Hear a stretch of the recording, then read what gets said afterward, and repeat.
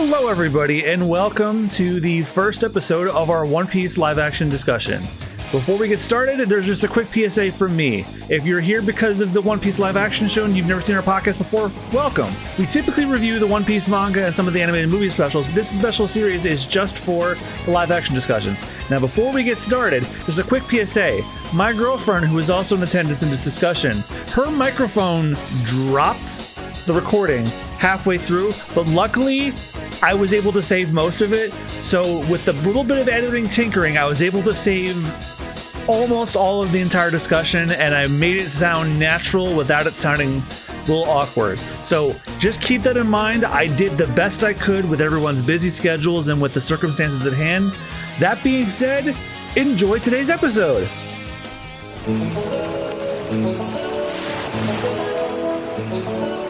You're listening to Binging the Devil's Fruit, a One Piece manga read-through podcast where sometimes during the binge, we take a break, kick back, and put on a movie or TV special. And sometimes we even bring along friends. Hello, everybody, and welcome to a very special episode of Binging the Devil's Fruit. I don't have a sub-series name for this, so I'm just going to go with it. I am your host, John Mugiwara JM, joined as always by my co-host, Jad Peanut. Hey! And today we have two very special guests, my girlfriend Christine, who is appearing on the podcast for the first time. Hello. And also, collaborating for the very first time, special guest, creator of Detective Cat, and fellow animator, Charles Moss. How you doing, Charles? I'm doing great. How about you guys? Doing great after watching One Piece live action 1 and 2/8 times. You watched it more than once? Yes, there's a member of my family that I watched. I also watched the original One Piece with, and I wanted to watch it with my grandmother. My grandmother has watched One Piece as well, and she wanted to see the live action. And so you had an excuse to watch it again. That's your sweet Bippy. So I don't really have a format for this, and I just figured let's just treat it like we do the movie reviews where Austen, we just go through a summary and we just discuss it as we go along. I wonder if the One Piece Wiki has a summary of the One Piece live action episodes. But I will just say, going into it, my expectations were like, I don't know if this is going to be good, but what had my hope was that Oda had his fingers in everything, the casting, the writing. He even made them reshoot things he didn't like. Oh, he definitely had his hands in there, that's for sure. I just found that out today. Yeah, and it's like, oh my word. I'm going to come out and say it right now because we're going to discuss the episodes one at a time at this rate, but I think we have a winner. I don't think that live action anime curse is broken. I think that needs to happen a couple of more times, but I think we have the exception that of the rule at this point. Mm-hmm. I agree. So, anybody have any thoughts they want to get out before we start discussing the first episode? Let's get right into it. So, Austen, you're my summary man on these, so why don't you go ahead and start? Okay, so it starts back with a strong start with Gold Roger about to be executed, and narrated by Ian McShane. I forgot about that. He's like the only major name in this one. Everybody else is like, they're probably big in the territory they came from, because like they casted from all over the world for this, which is great because Oda said in an SBS question that Austen you haven't seen yet that all the Straw Hats would be from different nationalities. Like Luffy would be Brazilian. He has a Brazilian actor. Zoro would be Japanese. Zoro's Japanese actor is actually the son of famous martial artist Sonny Chiba. Wow. Huh. Interesting. Yeah, rest in peace, Sonny Chiba. But his son, Makenyu Arata, is Zoro. Nami is American, although Oda said she'd be Austrian. Usopp is black, and Sanji would be French, but I think Taz Skylar is Spanish, like European Spanish. But anyway, Austen, you may continue. And it shows when the Marines Gop, I believe his name is. Yeah. Who's confident that Gold Roger's execution would mean the end of pirates. But as he's sentenced to death, but before they can carry out, people from the crowd start shouting, asking Gold Roger where he left his treasure and all his riches. And to it, yeah. And then he said the thing. And he says, wealth, fame, and power, everything I left in one piece. And then he said, I like this actual line that he added, take to the seas for yourselves, because like the big theme of One Piece is freedom. And then I think in the manga they chopped his head off, but they took a page from the anime where they stabbed him twice in the back this time. Huh. And I think there was cameos, like obviously this live action show has the benefit of hindsight, where they have a lot more of the story to cover. Like you see a young Shanks, you see a young Mihawk, then there's even young Smoker who doesn't show up in this episode.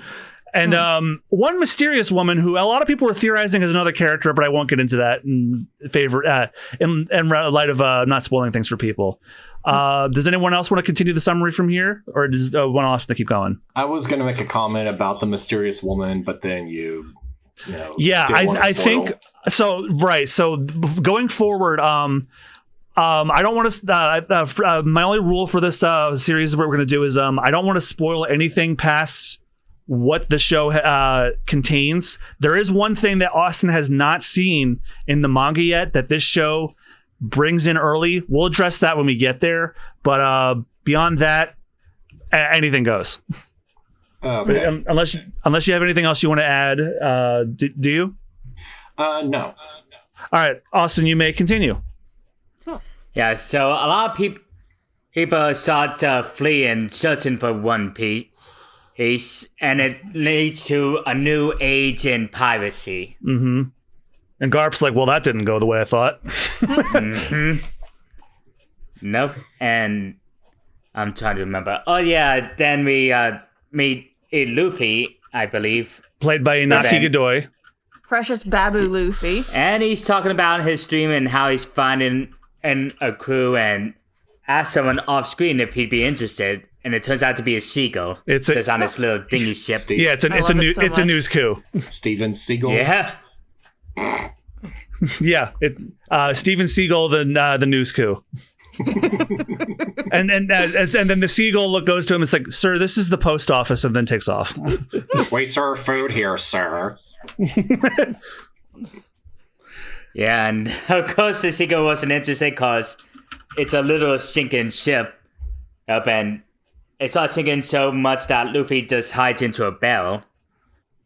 And yeah, this is another scene for them. I think the anime that did it, instead, because the manga was on an island. I don't think in the anime or the manga they show you climbing into him in the barrel. Like you kind of just get sucked into a whirlpool and it just kind of happens. This is like, I think, the first official medium depicting what he does. It's also also a setup of like, why did he climb in the barrel instead of like swim to shore or something? I wonder. And then we meet it was Alfida and her gang of pirates attacking another ship. And you have to get Alfida down. She's got that big old club. They did change a little bit. It was like a giant mace covered in spikes, but this time they turned it into a duck bat with spikes on the top instead of like all around it. Oh. But that doesn't mean they tone down what she does with it. Oh, yeah. No, it gets pretty bloody. Mm-hmm. They did not hold back on the violence, and I'm here for it. No, yeah. No way. And, oh yeah, speaking of islands, I don't know if this happens later, but we also introduced to Zoro. Oh my god, can I please say what I need to say about him? First, Alvida asks if anyone has seen Zoro, and then there's an older gentleman who goes, he boarded ship with us a little while ago, but he took off as soon as he found out he was looking for it. She's like, probably looking for me, right? I'm probably on his list. She's like, actually, madam, you weren't on it at all. And then she gives him a splitting headache for that. One that he'll be feeling forever. Wow. And then she orders a random pink-haired boy to clean it up, and you see like his brain matter right on the ground. Oh my god, that's when I know it's like, oh, they're not turning this down at all. And they're almost playing it for laughs, kind of. Yeah. Then we cut to Sixtus Island, where we meet Roronoa Zoro. Oh my god. AKA the best rack in One Piece. Yeah, Oda said he has the biggest chest. Can I please? Second biggest. Yeah, you haven't got a chance to speak it. Go ahead. Oh my god. He's hot. Okay. Yeah. I know, Yep. right? Yep. Okay. Also, before we I continue, was waiting all night to say that. this scene was never depicted in the manga or anime at all. It was based on an anecdote that Oda gave, where like Zoro was being recruited by Baroque Works. So someone calling himself Mr. Seven comes up to recruit him, and Zoro rejects the offer by telling him with his finger, "I would rather be number one." which is exactly how he rejects it. It's like, if you're going to recruit me, I need to be number one. And then Dude. and then after an amazing fight scene, Mr. Seven is half the man he used to be. Nice. Like, they show you him chopped in half and he plops to the floor. Oh my god. Yeah, they did not hold back on violence. I'm sorry, dude. They did not. Yeah, Yeah, and like I this said- time, when a character gets cut, they stay dead. Like, if you ever watch the anime, sometimes a character gets, like, brutally slaughtered. They just kind of come back up later. Like, you see them recovering or something. There's, like, a rare That's just instance when a dumb. character dies in the anime, but It's here- like Spyro the Dragon logic. It's like that one character in that one Spyro level who's like wearing a bucket on his head and he blows up a building. He's saying, like, "Oh, good thing I was wearing this helmet." Like, literally that logic. Well, Austen, you haven't seen that yet. We're on the saga where that starts becoming a thing. So look forward to that. But the Netflix show, I'm watching out for everybody at this point. I think this might be the first time I've seen Zoro canonically kill somebody too. yeah. We don't know what happened to the original Mr. Seven, and because there was a previous Mr. Seven before the one you eventually meet, but he doesn't say what happened to him. And the funniest thing, him having that spiked hair, it's based on a very crude doodle that Oda made of what he probably looked like, and I think that's really funny. I might, Yeah. Well, Austin, if anyone wants to keep the summary going, I'll go find a picture of what he looked like and put it in the group chat. Please do. Okay, so Cody's down in the brig. I believe is where they store everything. That's where he was wrestling from a barrel, and Luffy pops up, and Kobe is panicking mainly because of what will happen if Alfida finds out there's a stowaway, and Oh, you see it, don't you? For those of you watching on the video version, here's what Mr. Seven looks like according to Oda. What is that? Oh my god. I didn't mean to derail that. You may continue. so the two start talking, and let's see. Luffy talks about his dream of finding the One Piece, which Kobe thinks would mean his death. Mm-hmm. And Luffy asks if there's a dream he has. He wants to join the Marines. Mm-hmm. And let's see. And that's where Luffy tells him that they can just go to a nearby Marines outpost island and for that to happen. But Kobe's of course terrified because of what Alfida would do. Yeah, so far it's basically like 1-to-1, like the first chapter of the manga or so, mostly. So yeah.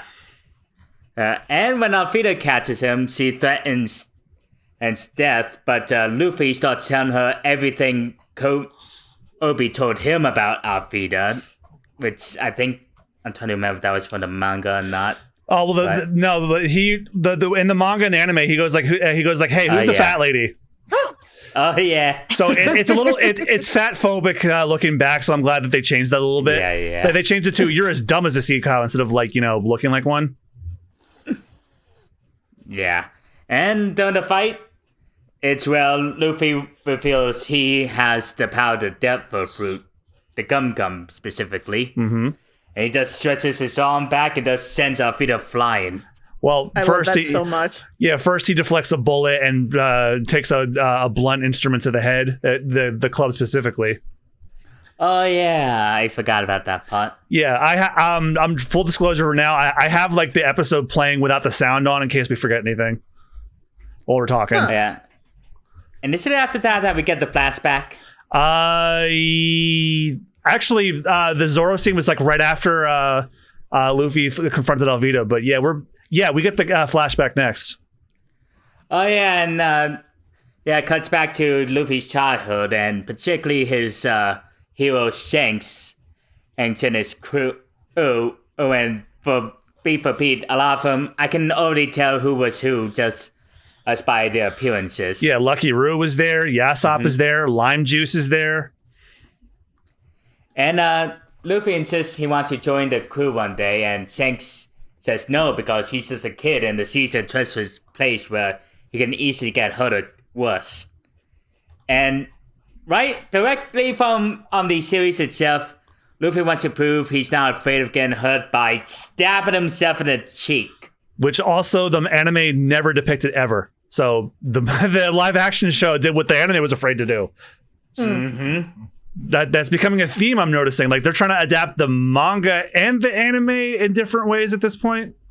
I kind of like it, like a fusion between the two. Yeah, it's like they're taking the best elements of the manga and the anime and fusing them together.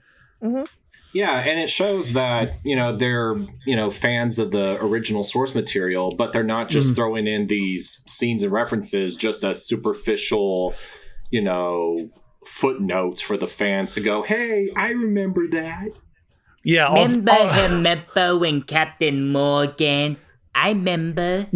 Yeah, well, they do have stuff like that in here, but it's not like played for like, see? Little Easter egg for later. It's like, no, this is like, the people behind the production of this really do care about this series about as much as the fans do, because they're fans themselves, and also Oda had to approve everything. So if there was something he didn't like, he's like, nope, take that out, or do this. Like there's like an episode later on in the season that he made them reshoot because of something he didn't like. So we'll get into that when we get to that episode. Another thing I'll point out. And I won't go into too much detail because Austen hasn't gotten that far. There is a specific song playing when Luffy and Shanks are talking at the bar. It's a very important song for later, and I nearly cried when I heard it. Yep. I know what you're talking about, and I'll keep my lips zipped. Yeah, and I think it's next we are introduced to Nami, which I believe was this in the manga as well. Well. First, Shanks gets confronted by Haguma the bear. Right. That was in the flashback, and Haguma's pissed that Shanks and his crew drank all the beer, and all they have left is one bottle.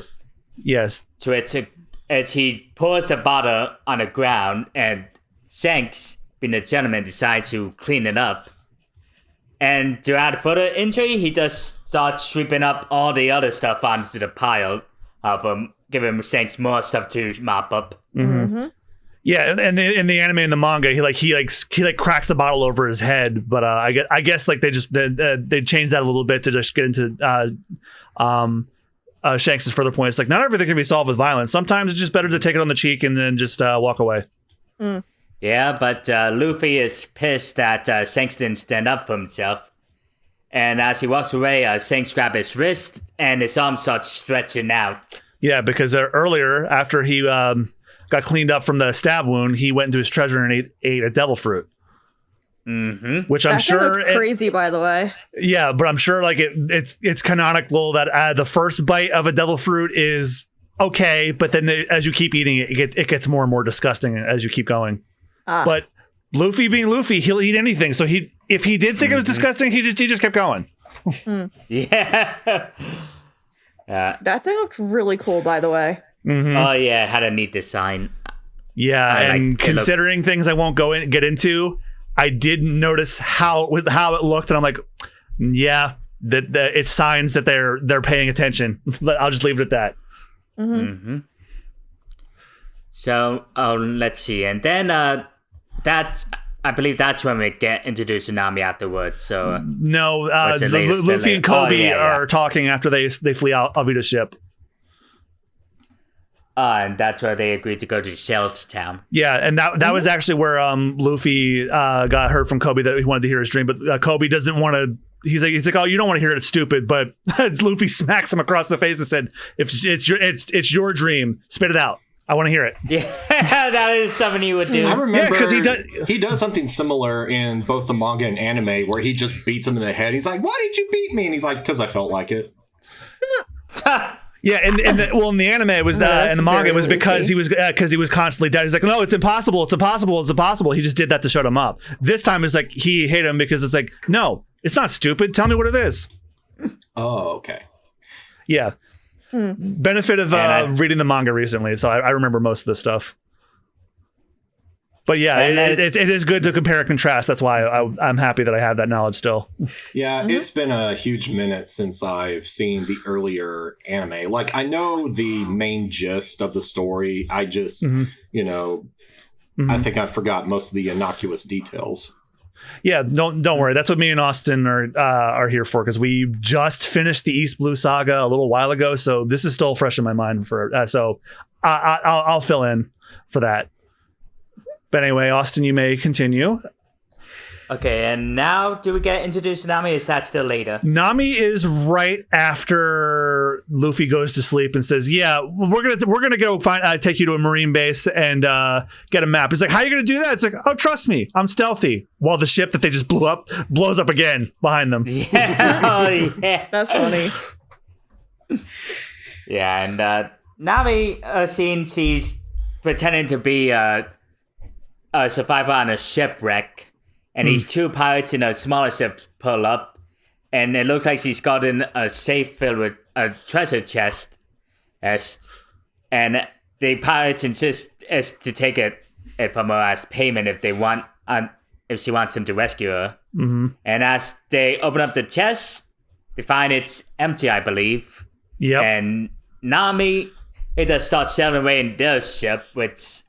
Was this scene also in the manga? It feels familiar. Yes, that is Nami's little introduction. Also, yes, my turn. Nami is hot. Emily Rudd is a beautiful woman, and Oda chose correctly. Can't argue with that. Yeah, she looks good with red hair. One note I want to add. I remember this particular scene in the anime, specifically the Funimation dub. So... Yep. I don't know if y'all covered like the English dub history of One Piece on this show. A little bit. Okay, so like originally it was dubbed by 4Kids, and that's a whole rigmarole of itself. But then they lost the license. They were given to Funimation, and Funimation was able to go back and redub everything that 4Kids did, and in a way to make the show more faithful and also appealing to more grown adults. They decided to give the characters more colorful language. For instance. When Nami steals their ship, they literally go, "Give that back, you bitch!" Yes, I distinctly remember that. I'm like, wow. Yeah, that was when I know it's like, yeah, this series is in good hands. These people know what they're doing. Like the One Piece doesn't particularly have colorful language, but it is a nice flair. And speaking of colorful language, I think the Netflix adds even more. Oh yeah. Like it's in a later episode, so I can't say it, but it's an episode Austen hasn't seen. But there's like one utterance from Zoro that cracked me up when I first heard it. Yeah, and then after Nami takes their ship away, Luffy and Kobe arrive in Shell's Town, and they're looking at a series of wanted posters. Yeah, and there's quite a few on there that seem familiar. And there's a couple on there that you're not going to see for a long, long time. Like there were some I'm like, wow, really? They put him on there? He's not for like 500 or 600 more chapters. What the hell? That's like, yeah, we're going to be a hit and we're going to have 6 seasons of this. We're going to get to Dressrosa for sure. Right? Ask me again when the writer's strike is over. Hey, they're actually I think they're only planning 6 seasons. No, that was a joke. Oh, okay. I was just saying, like, when the Writers Guild, if it weren't for the Writers and Actors Guild strike, I think a second season would have been announced days before we even started talking about this. Yeah, definitely. I think they would have, knowing Netflix liking to jump the gun, they would have just done it. But they obviously can't. From what I heard, the scripts for season 2 are already written. Well, all right then. But obviously, as you know, writing does not stop after the script is turned in. Because the people can improv stuff on the set, and then they go, "Yep, we're keeping that." Like, I don't know if it's actually an outtake that they said to leave in, but you guys have all seen the first Guardians of the Galaxy, right? Yes. Like when Star-Lord hands the Collector the orb, he drops it. I swear that's an outtake that they left in because it was funny. Someone had prove me. Someone can tell me in the comments if I'm wrong or not, but I swear that was an outtake they left in because it was funny. And good on James Gunn for doing that if it was. But yeah, we'll see if they do another season of this when the writer's strike is over. But it's nice that they're setting up. It's like, hey, we have the benefit of the series being long in progress. We could throw in like little cameos and like wanted posters of characters that aren't going to show up for a very long time. Yeah, I'd say who, but I don't want to spoil Austen at all. Or me. And then, okay, and let's see. Oh yeah, and then they get into the local tavern. Yeah, and Nami gets hit on by this one guy offering her a drink, and she just says, "Too tall." You did miss my favorite line from when they were looking at the wanted posters. Like, wow, there's so many bad pirates. She's like, I know, right? Where's my face? Priorities, Luffy. Priorities. It's like, yeah, I know. Why aren't I on there? Yeah, and so Owo comes in with a blood-choked body of Mr. Seven. Yep.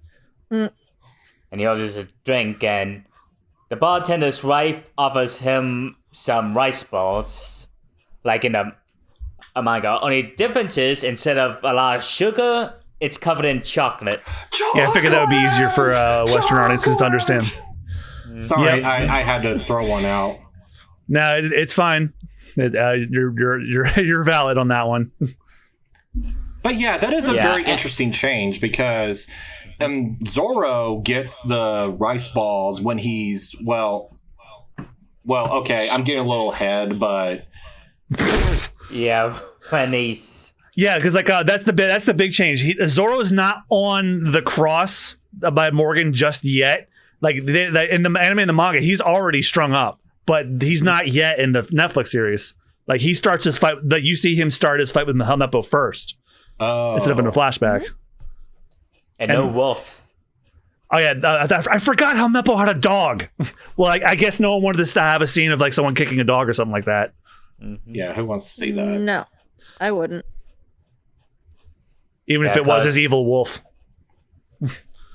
Yeah, because I remember Helmeppo just racks the rice balls onto the ground, and I saw a picture one up. He eats one that Helmeppo stepped on and tells the girl it was delicious. And then I think this is a brilliant change for the Netflix show. He picks up the other one and is like, all right, now you eat it.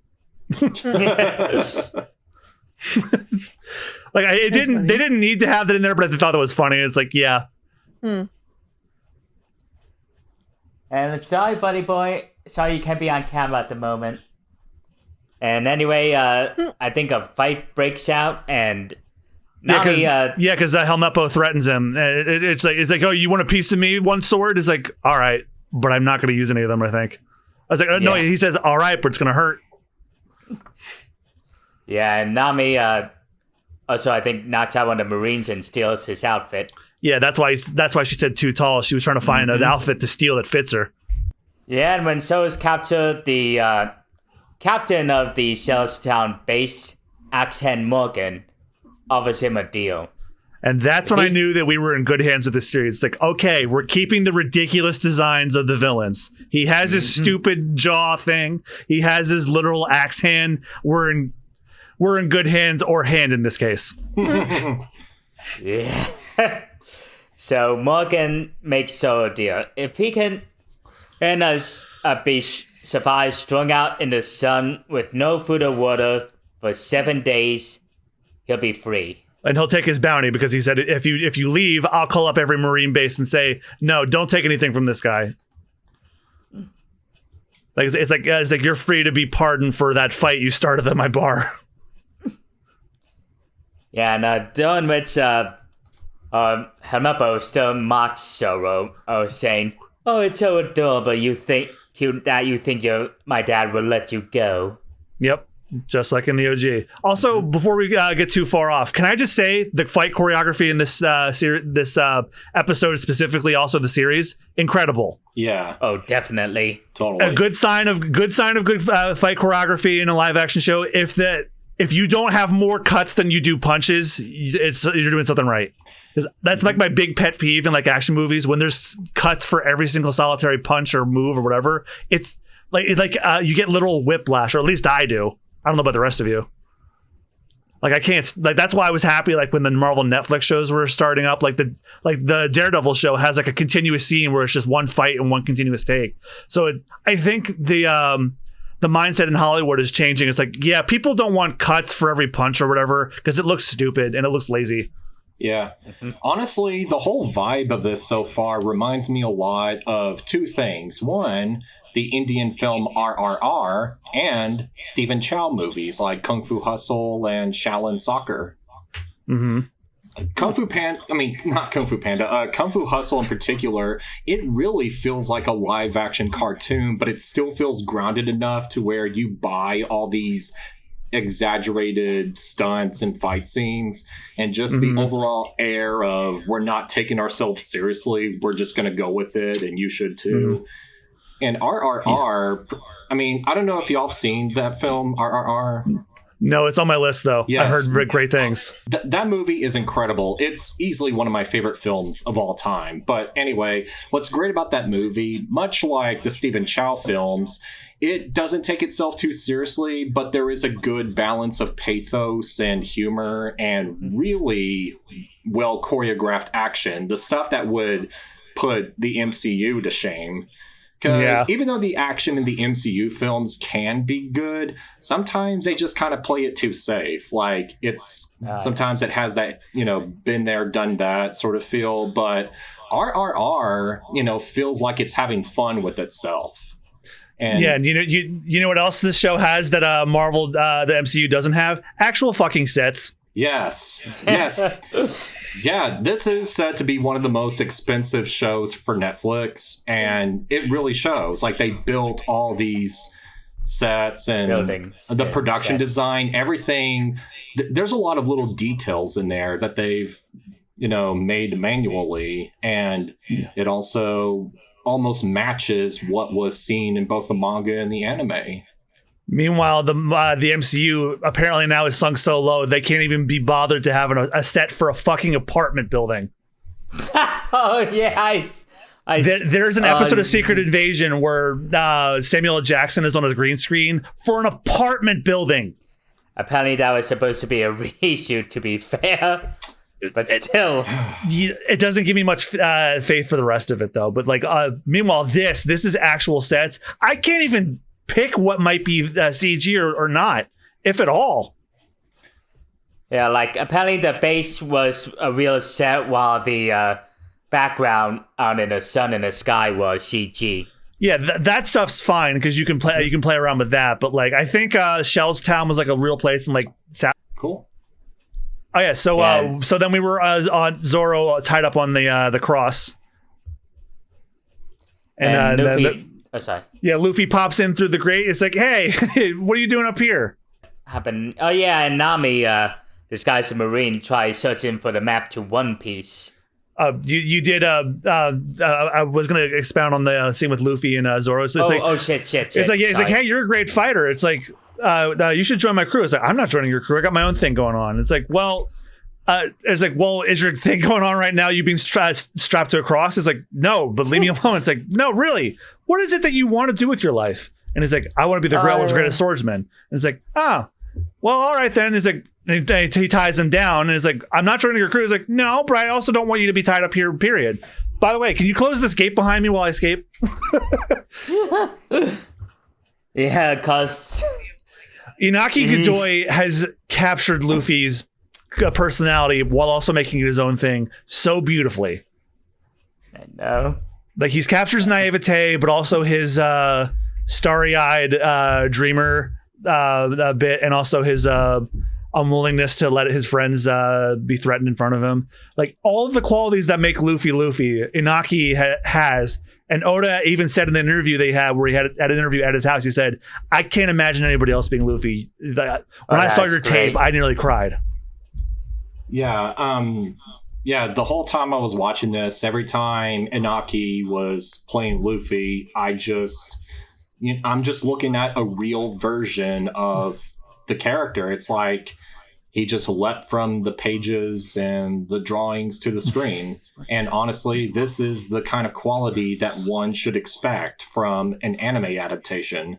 Because really, One Piece is the last thing I would expect to work for live action. For a show, for a series as unabashedly cartoony and exaggerated and world building heavy, like this show, I mean, this isn't just an episodic series that's been going on for 20 odd years. This is a continuous story that's been going on for 20 odd years now.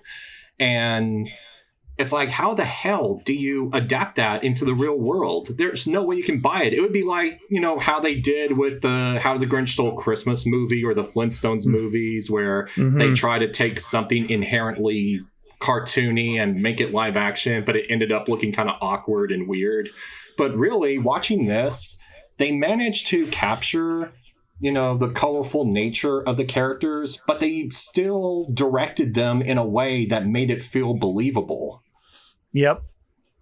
Yeah, and they didn't do it like with an ounce of snark. They treated this 100% seriously with the gravitas and love and care it deserves. Apparently, it's the secret ingredient that Cowboy Bebop and Ghost of the Shell were missing. Series that one would think would be much easier to adapt in live action, but without the right ingredient that this had, that's why they failed. Yeah, isn't that weird? Like, Cowboy Bebop is a lot more grounded in its tone, but the live action series somehow made it more campier and weirder than it needed to be. And had extremely cringy writing. Like, I still cringe about that one blackmail line. Oh boy. Should I expound upon that?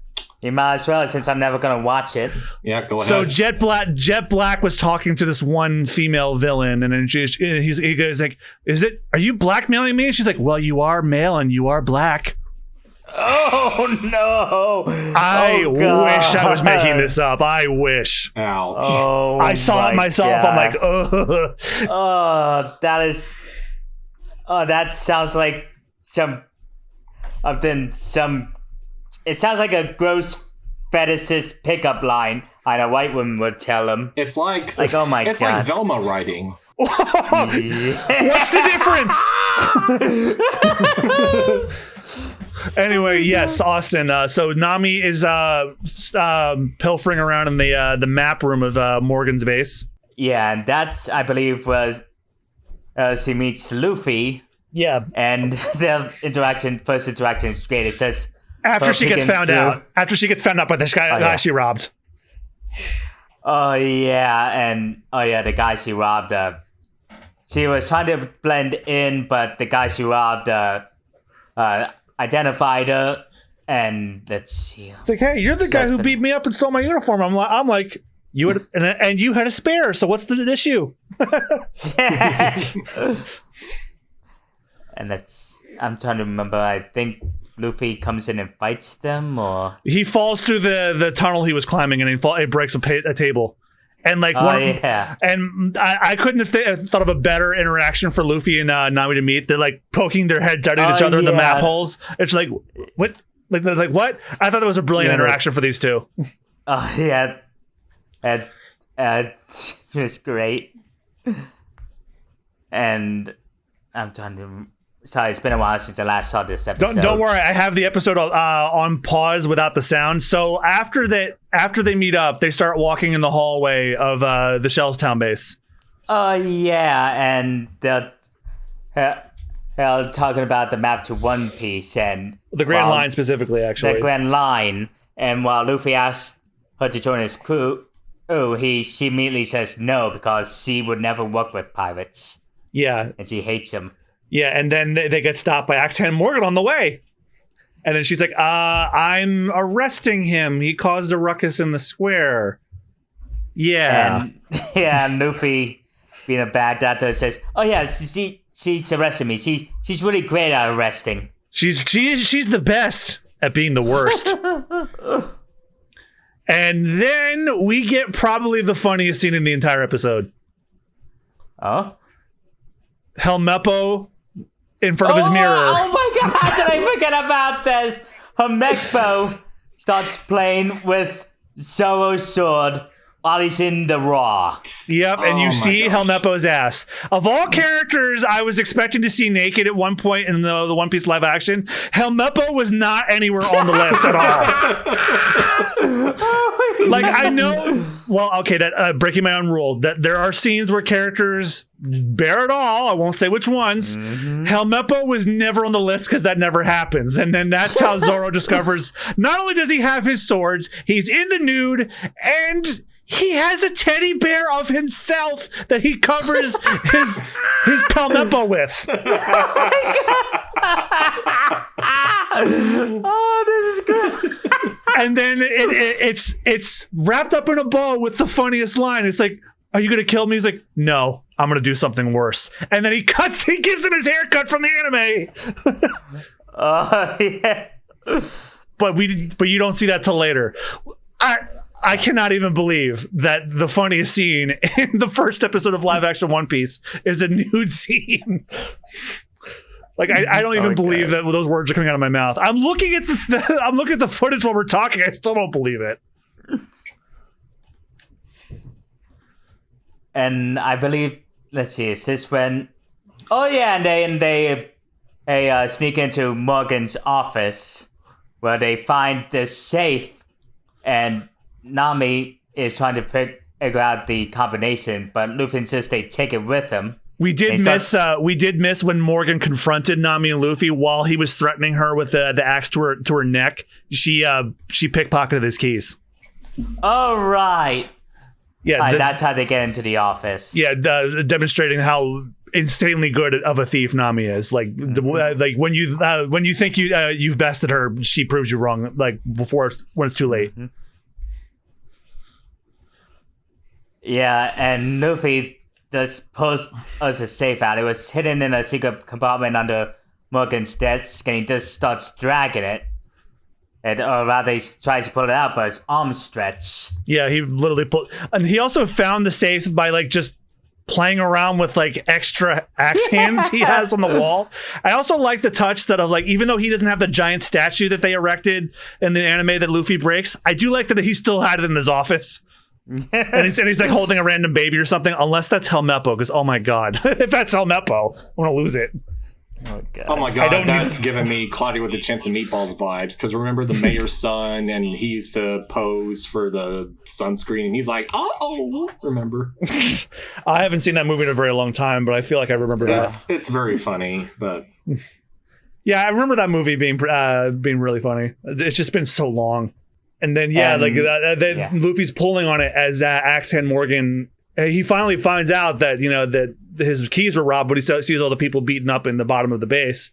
And then just as Axehand breaks into his own office, Luffy pulls it out, sending her and Nami flying down to the courtyard where Zoro was tied up, I should say. Yeah, and this is when we get one badass boss fight. Oh my god! And if the bar fight wasn't impressive on its own, this fight choreography, well, the three of them versus the Marines and him, that's when I knew, okay, I think we'll be okay. Yeah, and I'm trying to remember. I remember how the fight ends, but I'm trying to remember the rest of the details. Well, they beat up the Marines, and then Morgan comes out, and then he says, "Don't you know who I am? I'm the one who caught Koro at the Thousand Plans. I have my rank because of that." And then you will obey the Marines whether you like it or not. And then they all fight him together. Oh, I won't spoil it, but I think I know what he's referencing. We'll get into that in a future episode. Yeah. And then Zoro kind of quote unquote joins them, or he joins the fight basically. And then there was a scene where Luffy was wondering where Zoro puts the other sword, and then he finally gets the answer where he puts the other sword. His mouth. Yeah. Okay. I have to throw this anecdote in here. This is how much of an impact this One Piece live action show is going to have. I mentioned before that I watched One Piece with my grandmother. My grandmother's ahead of you, Austen. She's when she and I watched One Piece together, she stopped at the Davy Back fight. Then I just got busy with like running with the channel and all that stuff and my job. I watched the first couple episodes of the live action with her, and she still very vividly remembers everything. When Zoro puts the bandana on and puts the sword in her mouth, I heard my grandmother whisper, "Yes, yes." Oh, wow. I love my that. grandmother was not only enjoying this, she was enjoying this as a One Piece fan. She's like, "Yes, I'm like, this is how I know we have won." Oh, this is great. When my grandmother says yes, they did it right, that means something. So Zoro puts his bandana on and puts the sword in his mouth, and he uses the 3 sword style and dispatches of Morgan pretty easily, just like he does in the original story. Although he cuts him down and that, but he like surrenders, and Luffy beats him with the Gum Gum Whip, and then Zoro's like, Gum Gum Whip, what the hell is that? It's like every good fighter calls it their finishing attack. It's like, no, they don't. So easily carries the safe. Yeah. He's insanely strong. Yeah, it would have been funny if Zoro eventually started calling out his attacks, but he doesn't, unfortunately. But don't worry, Luffy won't be the only one who calls out his attacks when he uses them. Just wait. And from there, as they're about to leave and say goodbye to Kobe, Helmeppo shows up with his anime hair. Yeah. Yeah, we found out what do something worse to you was he gives him his actual haircut. Like Helmeppo doesn't have like long flowing locks like I do. He has that stupid looking Beatles bowl cut. He has we have the Beatles at home hair. Yeah, I remember there was a conversation Cody was having where he was shocked about some of the behavior of the Marines, but Luffy says, well, there are good pirates and bad pirates. I guess it makes sense that there are good Marines and bad Marines. Yeah, Luffy has a stronger sense of justice than one might think, despite his naivete and starry-eyed. I'm looking for the word. Optimism. But yes. Optimism. Yeah. Well, because remember who the man he admires and aspires to be. He wants to be just like him, and he believes it can be possible. Oh yeah, and then who should save the day but Kobe? He just punches him. Yeah. And they part ways of Kobe staying at Shellstown to join the Marines. Yep, because we had a and then they part ways. It's like, yep, you want to meet your you want to achieve your dream, so go out and chase it. And then Luffy, Nami, and Zoro begrudgingly escape with Morgan safe onto the boat they stole, which looks just like the one they stole at the end of the. Oh wait, no, actually, in the original anime, the town thanks them for saving them from Axe Hand Morgan's rule, but they said, "But you're pirates, so as our way of thanking you, just leave now, and we won't arrest you or report you." So that's not what they did here, which I thought was an interesting choice. I don't know how I feel about it, but I can understand why they did it.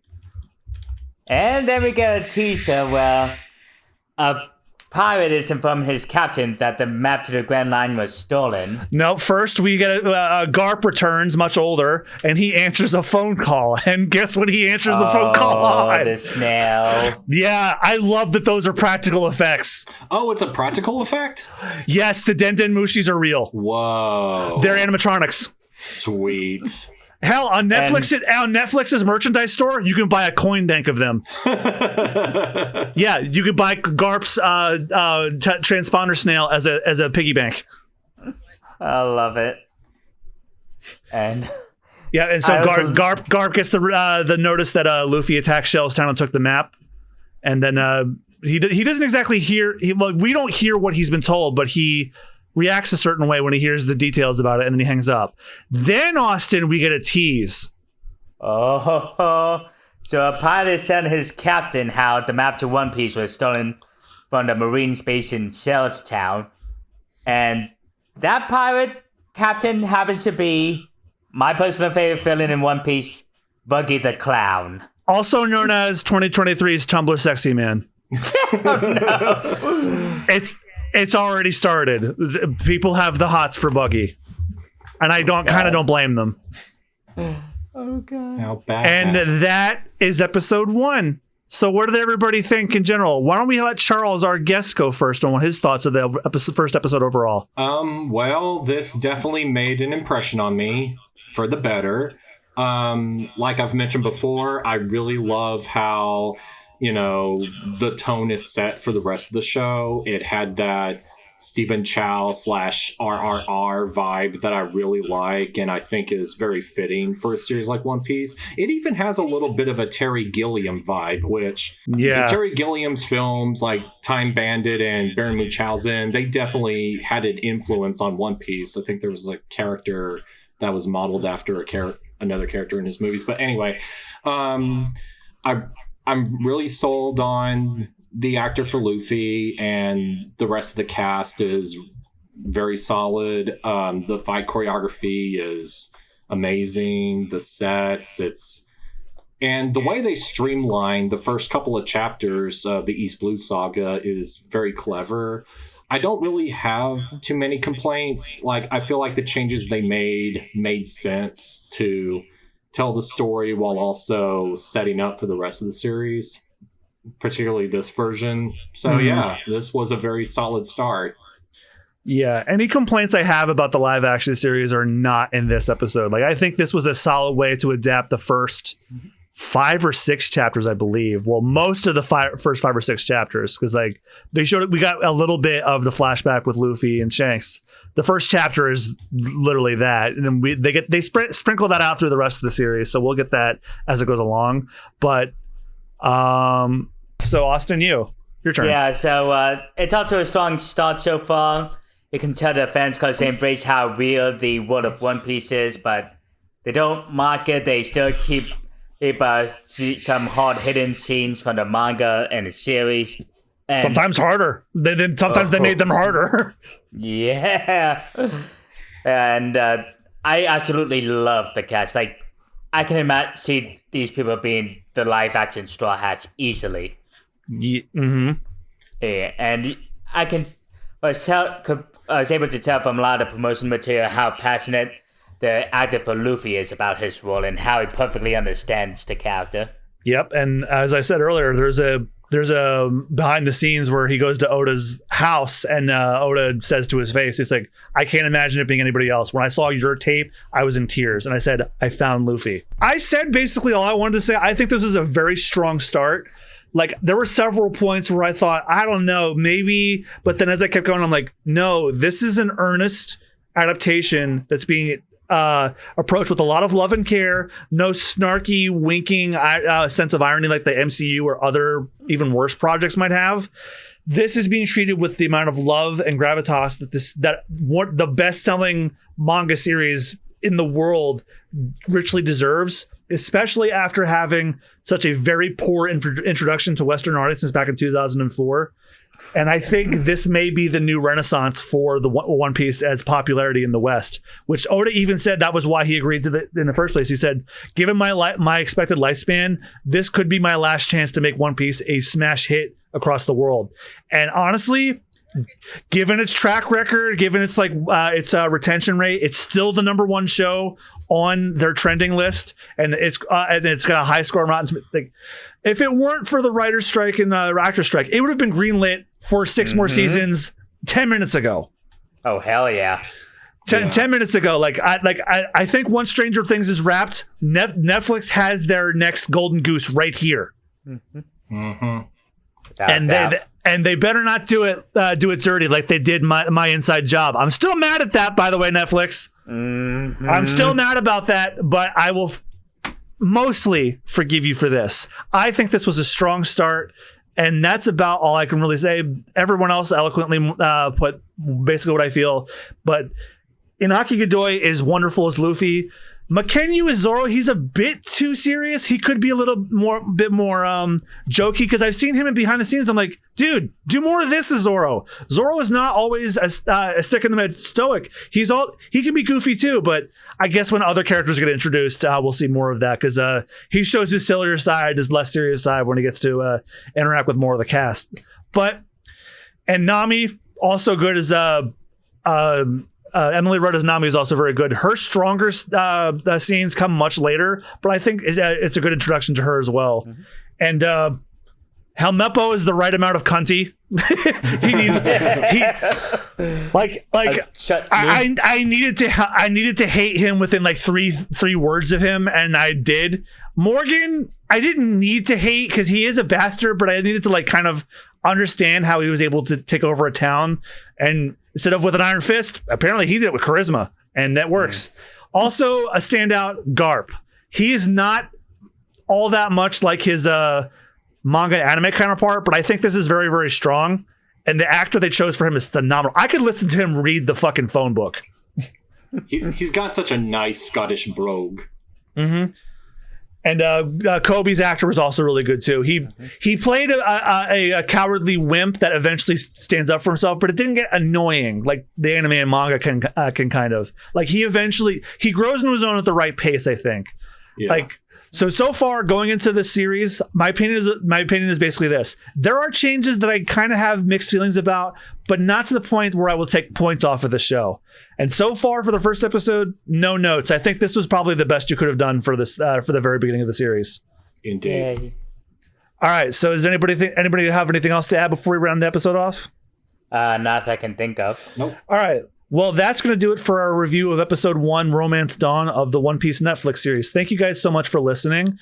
And actually, Charles, since you're our guest, this is your chance to plug anything that you're involved in. What would you like to plug? Where can we find you? Well, you can find me on twitter.com/Moss Animation. That's MOSS Animation. I usually post a bunch of shit posts and complain about politics, but every now and then I post art and sneak peeks of my upcoming animated pilot, The Incredible Adventures of Detective Cat. Actually, the best place to find info on that one is its Instagram page, Official Detective Cat. That's Instagram.com/Official Detective Cat. Excellent. I've checked out the intro, and I'm really excited to see how that project turns out. I wish nothing but the best for you and the crew. Thank you. I'm looking forward to seeing the final product when it comes out. And as Austin, you can plug yourself too, even though you're the co-host. Where else can we see you?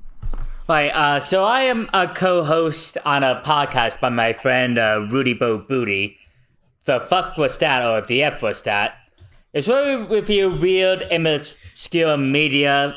Movies, TV shows. If it's weird and very few people heard about it, chances are we reviewed it. Such as the South Korean animated film Paddock. And that was a pretty dark movie. And I was on the Christmas episode. We reviewed the Christmas tree. God damn, the Christmas tree. I fucking hate that movie. We come except from the mayors. Except for the ending. The ending is pure cinema. You'll always win when you do good. Merry Christmas. I was referring to her being electrocuted while she was holding a chainsaw, but yes. What happened? Yeah. So we're on Spotify.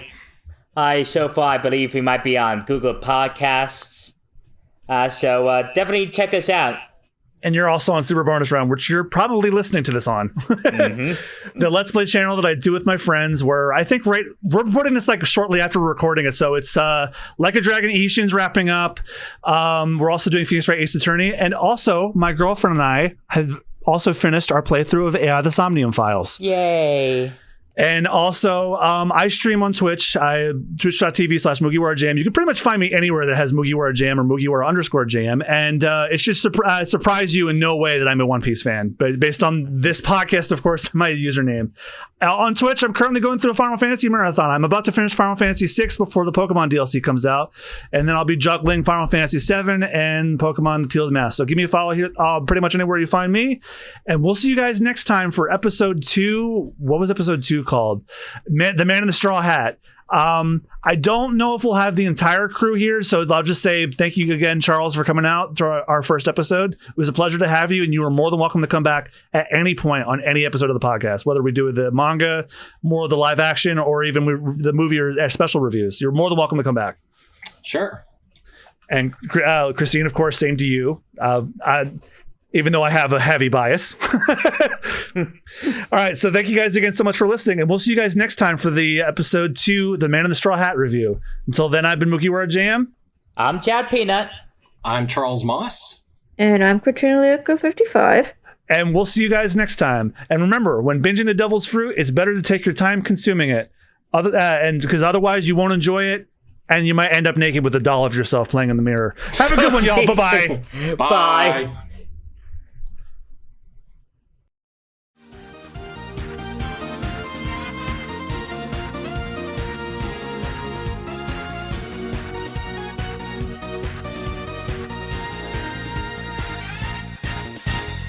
Thank you for binging The Devil's Fruit with us today. If you'd like to enhance your binging experience even further, for just $3 a month, not only do you get access to episodes 1 week before they go live for the public, you also get exclusive access to our commentary tracks for our One Piece anime movie special reviews on our Patreon. The review episodes themselves will always be free to all listeners, but if you want the commentary tracks, that's patreon.com/superbonusround. Thanks for your support.